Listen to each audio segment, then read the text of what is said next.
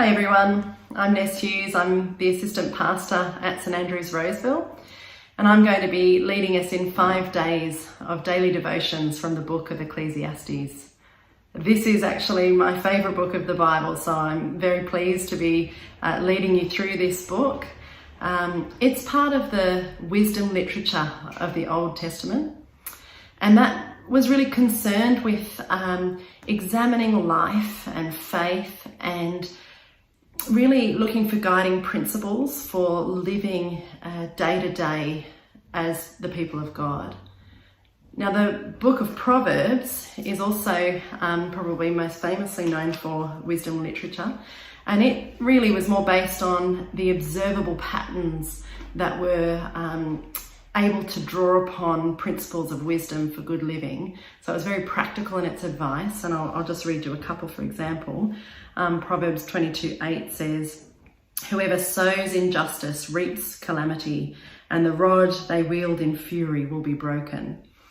Like sort of sage sayings. 22:24 says, "Do not make friends with a hot-tempered person. Do not associate with one easily angered, or you may learn their ways and get yourself ensnared." So Proverbs is really a collection of wisdom for living based on these observable patterns. You know, if you sow a good harvest, then you will reap what you sow, that sort of thing. But Ecclesiastes is written from the point of view of saying it doesn't always work out like that, actually. There are great wise ways of living, but misfortune seems to befall the wise and the fool, and calamity seems to come on the good and the evil. And so Ecclesiastes is really searching out wise living in response to a much more unpredictable world. For a long time, it was thought to be written by King Solomon, who was known for his wisdom. It may or may not have been, but it's certainly Solomon-esque in its authorship, and so it would have been received at the time, and it's seen now as written from the point of view of a great teacher of wisdom. And it begins, if we have a look now at Ecclesiastes 1, it begins the words of the teacher. And so you sort of sidle up and you get your chair ready and you sit beneath the teacher of wisdom and you think, what's he going to teach us for this world that is seemingly a little bit more haphazard than what Proverbs might have us think. And it begins like this. Ecclesiastes 1, beginning at verse 1. "The words of the teacher, son of David, king in Jerusalem. Meaningless, meaningless, says the teacher. Utterly meaningless. Everything is meaningless. What do people gain from all their labours at which they toil under the sun? Generations come and generations go, but the earth remains forever. The sun rises and the sun sets, and it hurries back to where it begins.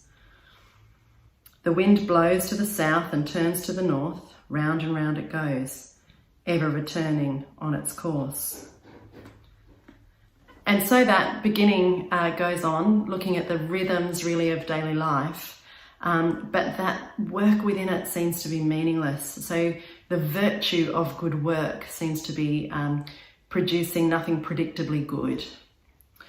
And then he goes on and he says at the beginning of chapter 2, since good virtue seems to not be producing much good, he says this, chapter 2, beginning at verse 1.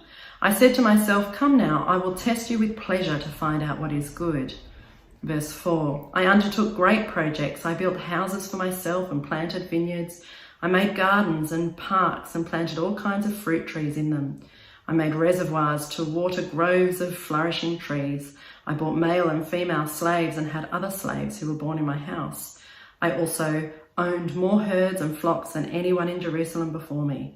I amassed silver and gold for myself and the treasure of kings and provinces." And so it goes on. And so he sort of gives up on virtue and just goes for pleasure.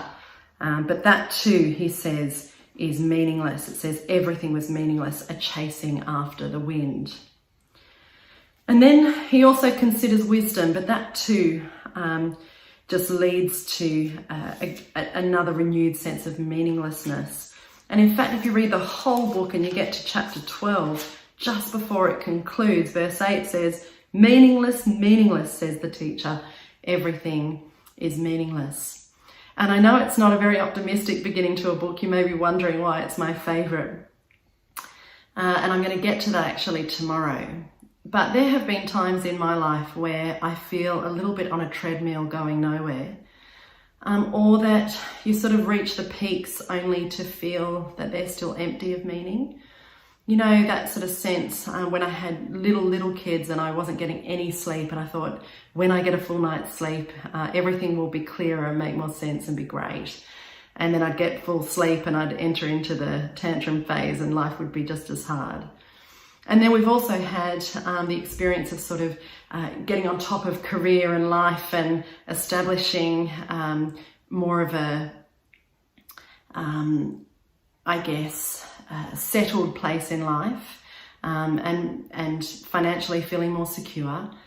And yet life can still feel meaningless. And the book speaks to that. It speaks to that. And you can look to the left and the right and you can see people not working very hard, absolutely nailing life. You can see people slogging away, not getting anywhere. It just seems like a mixture of luck. And this is what the experience of life that this book is speaking to. And so I have gone to it many, many times. Stick with it. Tomorrow we're going to see his perspective shift and why life is worth living, and actually how we can gain much meaning and purpose as we toil under the sun. So I look forward to seeing you tomorrow.